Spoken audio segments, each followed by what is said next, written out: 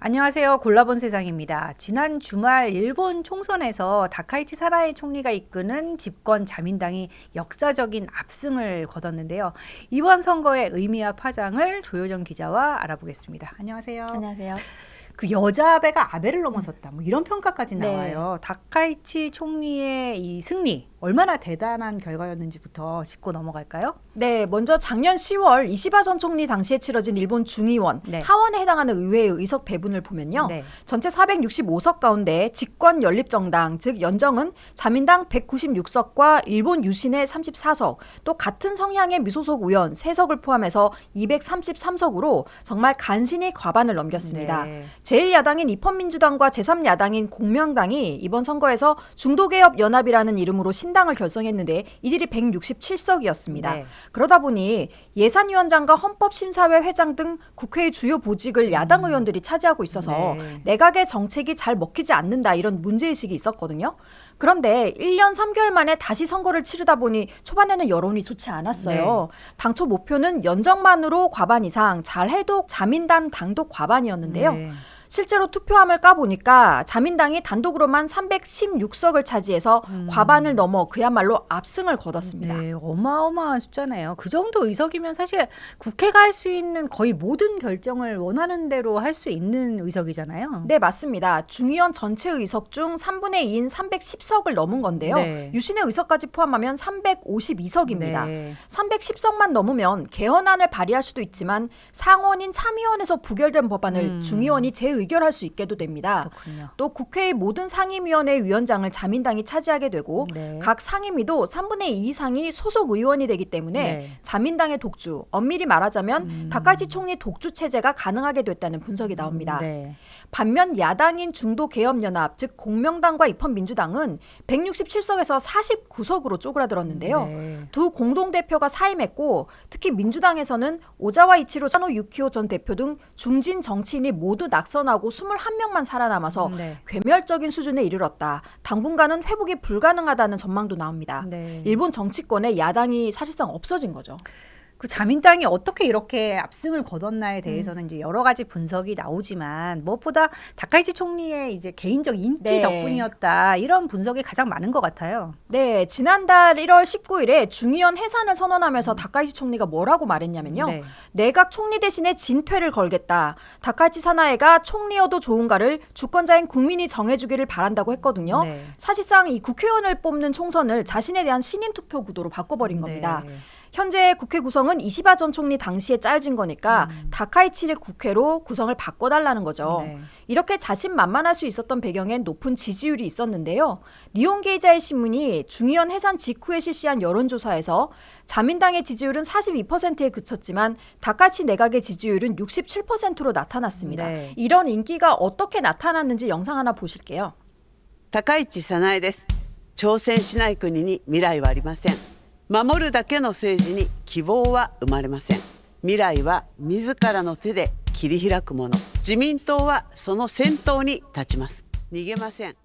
선거 초반인 1월 26일 일본 자민당 공식 계정에 올라온 유튜브 영상입니다. 네. 다카이치 총리가 직접 나와서 총선에 나서는 각오와 포부를 밝히고 있는데요.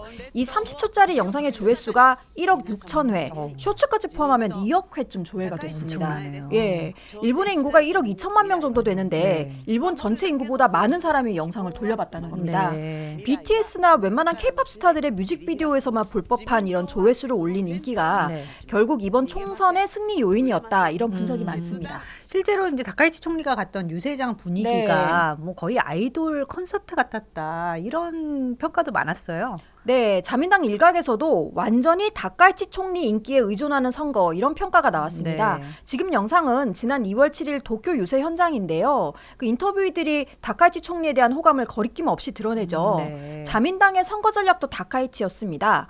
요미우리 신문에 따르면 다카이치 총리가 이번 선거 유세를 하면서 이동한 거리가 약 12,400 480km나 됩니다. 네. 일본의 47개 광역 지자체 중에 절반에 육박하는 23곳을 직접 방문했다고 합니다. 네, 사실 뭐 총리가 되기 전까지는 다카이치가 이 정도 인기를 네. 얻을까 싶긴 했어요. 근데 이렇게까지 지지율이 치솟은 이유는 뭐라고 보세요? 사실 일본은 정치에 대한 관심이 우리처럼 높지 않잖아요. 그렇죠. 이번 선거 결과가 이슈가 됐지만 네. 정작 투표율은 56.26%로 6회 연속 50%대를 기록했거든요. 네. 여러 가지 이유가 있겠지만 일본에서는 오랫동안 자민당 일당 독주 체제가 이어지면서 선거를 통해 정권을 바꿔야겠다 이런 변화에 대한 갈망이 네. 우리처럼 높지 않았던 게 사실입니다. 네. 이런 와중에 다카이치는 기존 자민당과 다른 이미지로 대중에게 어필을 했는데요. 네. 자민당이 세습 정치인 또 60, 70대 아저씨 같은 느낌이라면 그랬죠. 다카이치는 평범한 맞벌이 집안 출신에 네. 지방의 국립대학을 나왔고 네. 또 여성 정치인이다 보니까 유리천장을 깬다 이런 쇄신 이미지가 굉장히 네. 강하고요.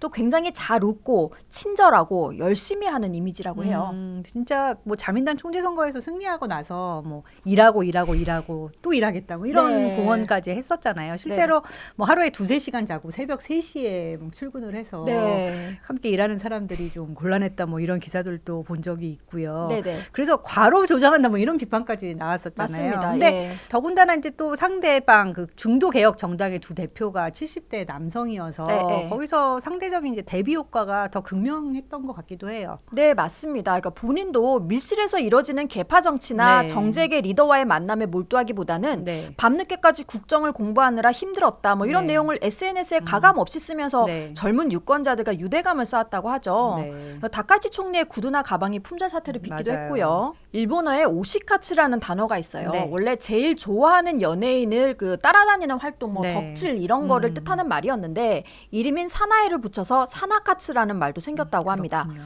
예, 그러다 보니까 총선 출구조사에 따르면 네. 18에서 19세 유권자, 그러니까 투표권을 막 획득한 유권자 중에 네. 자민당 비례대표에게 투표한 비율이 42%에 달했고요. 네. 20, 30대도 각각 37%와 34%가 자민당을 지지한 걸로 나타났습니다. 그러니까 다카이치 총리가 중의원 조기 해산이라는 이제 승부수를 던졌고 네. 결국 그게 통했어요. 그럼 이제 앞으로는 뭘 할 것이냐. 정말 뭐 기사에서 여러 번 보셨겠지만 네. 정말 평화헌법을 개정을 해서 자위대를 이제 헌법에 명기를 할 거냐. 그래서 전쟁 가능한 국가가 될 거냐. 이게 제 지금 관심거리잖아요. 네, 네. 이 부분은 어떻게 될까요? 네, 먼저 선거 승리 이후에 다카이치 총리의 공식 기자회견 내용부터 들어보시겠습니다. 国の理想の姿を物語るのは憲法です。この国の未来をしっかりと見据えながら憲法改正に向けた挑戦も進めてまいります。戦略3文書を前倒しで改定し、安全保障政策を抜本的に強化します。自らの国を自らの手で守る。その覚悟なき国を誰も助けてくれはしません。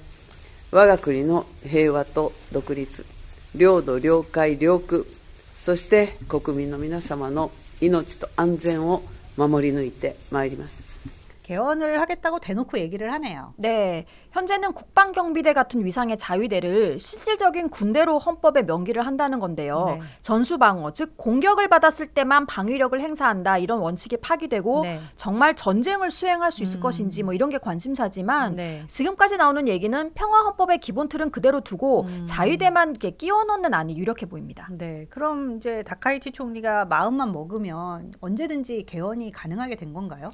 그런데 팩트부터 얘기하자면 개헌을 당장 할 수는 없습니다. 네. 이 헌법 개정안을 발의하려면 중의원뿐만 아니라 상원인 참의원의 의석수도 3분의 2가 필요한데요. 네. 참의원 248석 가운데 자민당 101석, 유신회는 19석이고 네. 지금 연정 합류 얘기가 나오고 있는 제2야당인 국민민주당 25석을 합류해도 145석이어서 네. 3분의 2에는 못 미쳐요. 예. 그렇군요.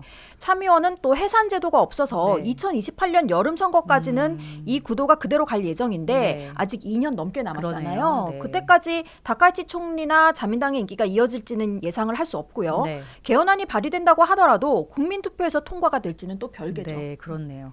그럼 이렇게 개헌이 당장은 어렵다고는 해도 다카이치 총리가 이런 기조는 계속 이어가겠죠? 네, 그 사실 개헌보다 더 걱정되는 건 구체적인 정책입니다. 네. 악마는 디테일에 있다고 하잖아요. 그렇죠. 앞서도 나왔지만 네. 다카이치 총리는 3대 안보문서 개정을 연내에 마무리 짓겠다고 하고 있습니다. 네. 3대 안보문서란 국가안보전략, 음. 국가방위전략, 방위력 정비계획을 뜻하는데요. 네.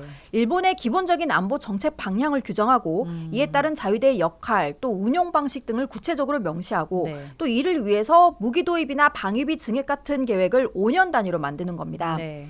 기시다 정부 당시인 2022년에도 3대 안보문서를 개정했는데 그때는 적 기지를 공격할 수 있는 반격 능력 요거를 명시를 하면서 굉장히 이슈가 됐거든요. 네. 이번에는 현대 GDP 대비 1.6%인 방위비를 2% 이상으로 추가 증액해 연간 12조엔 이상을 확보하겠다는 계획을 세웠는데 이건 이미 사실 기정사실이고요. 네. 살상 능력이 있는 방위 장비의 수출도 추진한다. 또 전문가들은 핵 추진 잠수함 도입과 비핵 3원칙도 재검토할 것으로 관측하고 있습니다. 네.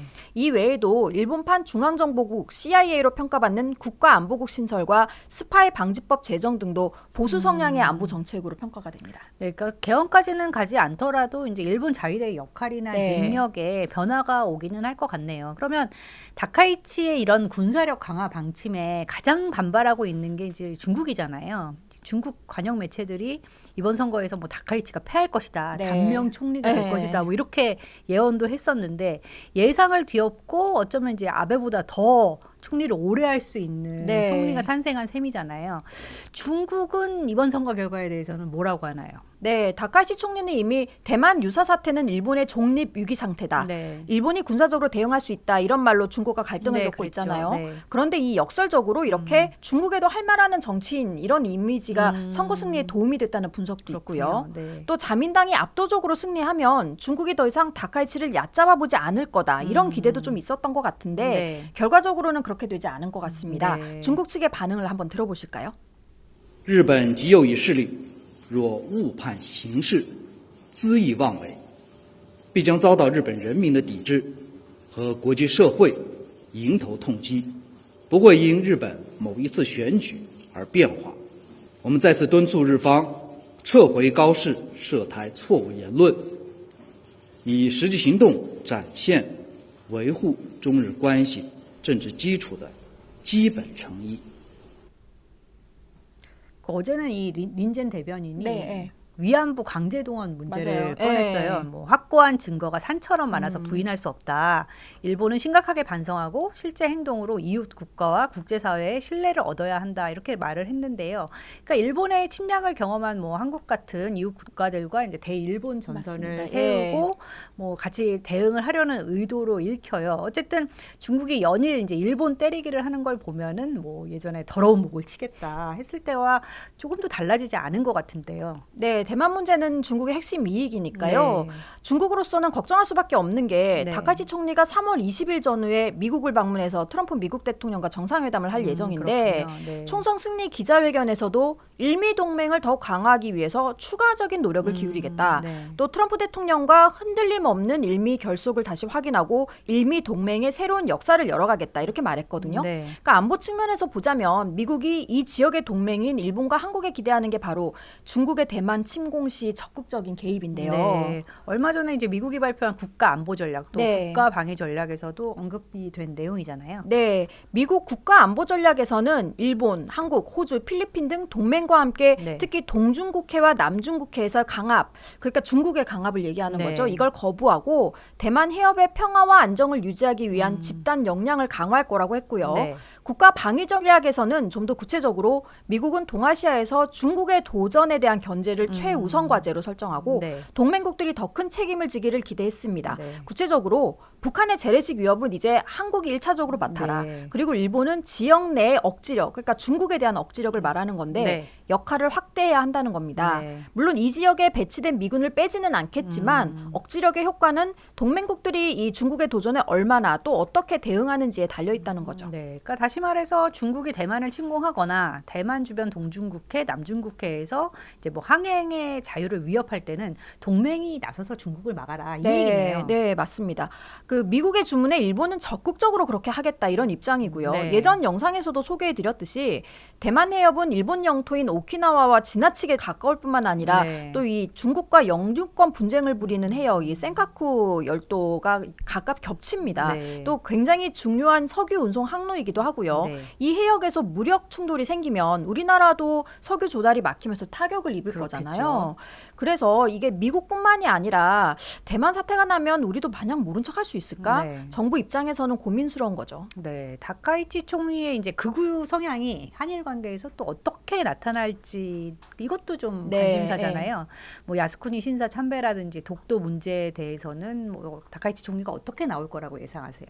네, 우선 야스쿠니 신사 참배에 대해서는 네. 우선 동맹국가 주변 국가들의 이해를 얻어야 한다면서도 네. 환경을 정비하기 위해 노력하고 있다. 그러니까 환경 정비라는 게 이제 네. 좀 우호적인 분위기 조성 뭐 이런 걸 얘기를 하는 것 같습니다. 그래서 네. 분위기 아직도 그 참배를 할 수 있다는 가능성을 좀 열어뒀고요. 네. 독도 문제에 있어서는 오는 22일 다케시마의 날이 변곡점이 될 수 있습니다. 네. 시마네현이 주최하는 다케시마의 날 행사에 일본 중앙정부는 이제까지 차관급을 보내왔거든요. 네. 근데 다카이치 총리는 과거에 장관급을 보내야 한다 이렇게 주장을 한 적이 있었는데 네. 일각에서는 일본이 중국과 외교적 갈등이 이렇게 장기화되는 마당에 한국과 굳이 문제를 일으키려 하겠느냐, 네. 실제 장관급을 보내지는 않을 거다 이런 관측도 나옵니다. 네, 좀 두고 봐야겠네요. 네. 그 외교안보의 방향은 이 정도로 정리를 해보고요. 그럼 이제 경제 분야에 대해서는 어떤 변화가 있을 거라고 보세요? 네, 지금 한국이나 일본이나 트럼프 대통령의 관세 압박을 받고 있는데 네. 이럴 때일수록 한국과 일본이 협력해서 속도 조절을 같이 하면 좋지 않을까 그러게요. 네. 이런 기대가 있지만 현실은 그렇지 않습니다. 네. 니혼게이자이 신문은 지난 7일에 일본이 대미 투자의 첫 안건으로 네. 데이터 센터용 가스발전 시설에 6조 엔을 포함해서 네. 인공 다이아몬드 생산 공장 또 원유 선적 항만 건설 등을 미국과 조율 중이라고 보도를 했는데요. 네. 아마도 다카이치 방미 때 합의 내용을 발표하기 위해서 협의를 서두르는 것 같습니다. 네. 이걸 하기 위해서 오늘 일본 경제산업상이 미국으로 가는데요. 네. 이 경제산업상 얘기가 미국이 동맹국에도 미국 우선주의로 여러 제안을 한다. 아. 힘든 대화를 하고 있다. 이렇게 전했습니다. 일본에선 좀처럼 좀 보기 힘든 네, 되게 반응이네요. 솔직한 반응이죠. 예. 네. 안 그래도 이제 지난 영상에서 저희가 얘기를 했잖아요. 트럼프 대통령이 왜 이렇게 한국에만 서두르지 않냐라고 협박을 하느냐. 일본도 마찬가지 아니냐 했었는데 트럼프 대통령이 일본도 속도가 느리다 격려를 했다는 보도가 있어요. 네, 니혼게이자이 신문의 그 11일 보도인데 네. 트럼프 대통령이 총선 직전에 다카이치 총리의 선거 승리를 원한다. 뭐 이렇게 SNS에 적는 바람에 이게 내정 간섭이다. 이런 논란이 벌어졌는데 그렇죠. 사실은 이 글을 쓰기 직전에 네. 트럼프 대통령이 일본이 의도적으로 협상을 늦춘다면서 일본에 대해서 격노를 했고 네, 네. 이런 분위기를 미국이 일본 측에 전달했다. 뭐 이런 기사가 나왔습니다. 네. 근데 뭐 사실 일본도 미국에 막 투자를 할 만큼 경제적으로 좀 이렇게 안심한 상황은 아니잖아요. 네, 일본 국내에서도 이번 총선의 주요 이슈는 경제였습니다. 네. 자민당의 선거 캐치프레이즈가 강하고 풍요로운 일본이었거든요. 네. 도쿄신문이 총선 기간 동안 다카이치 총리의 연설문을 분석했더니 가장 많이 나온 단어가 투자, 네. 이걸로 370회 나왔고 네. 적극 재정이 113회로 그 다음이었다고 합니다. 정작 우리가 앞에서 한참 얘기했던 뭐 안보, 방위력 개헌 이런 거 몇 번 언급을 했어요? 네, 그 10번이 채 되지 않았다고 그래요? 합니다. 뭐 네. 5번, 4번 뭐 그렇게 나왔다고 네. 하는데 다카이치의 경제 정책을 사나이 노믹스라고도 하는데요. 네. 정치적인 스승인 아베 전 총리의 아베 노믹스를 본딴 거죠. 네. 책임 있는 적극 재정을 내세웠는데 네. 한마디로 양적 완화로 경기 부양에 나서겠다. 그런데 그 분야를 조선, 방산, 반도체 같은 경제 안보 핵심 산업에 집중하겠다는 겁니다. 네. 일본 주식 시장도 요즘 분위기 좋던데요. 네, 우리 코스피만큼이나 분위기가 좋죠. 네. 일본 증시가 다카이치 총리 취임 이후에 고공행진을 이어왔는데 네. 지금 보시는 저 숫자가 어제 종가입니다. 네. 예, 니케이 지수가 다카이치 총리 취임 이후에 선출 직전인 작년 10월 3일과 비교하면 네. 총선일 직전까지 19%나 올랐고 네. 자민당의 대승 이후에는 연일 최고치를 돌파하고 있습니다. 네. 문제는 시중에 돈이 풀리면 물가가 상승하고 네. 또 엔화 가치가 떨어지면서 수입품 가격이 더 오르겠죠. 그렇죠. 그리고 작년에 쌀값이 20% 이상 오르면서 일본 국민이 힘들어했다 이런 뉴스가 많았잖아요. 실제로 지난 2022년 이후에 일본의 물가 상승률이 연 3% 안팎을 유지하고 있어서 최근에 일본 여행 가신 분들 왜 이렇게 물가가 많이 올랐지 뭐 이런 얘기를 많이 네. 하시는데 이게 더 오를 수도 있습니다. 아, 네. 예, 이게 좀 변수고요. 네. 특히 물가 때문에 여론이 안 좋아지니까 식품 소비세, 네. 즉 식품에 부과되는 부가가치세를 2년 동안 깎아주겠다. 이게 선거 공약 중에 하나였는데 네. 현재 8%인 소비세를 걷지 않으면 한 해 약 5조 엔, 46조 6천억 원의 재원이 사라집니다. 그렇군요. 그러면 소비세로 충당했던 사회복지 예산뿐만 아니라 방위비를 늘리겠다면서 그건 또 무슨 돈으로 할 거냐. 네. 세금은 한 번 깎아주면 다시 올리기 어렵다. 이런 지적이 나오고 있고요.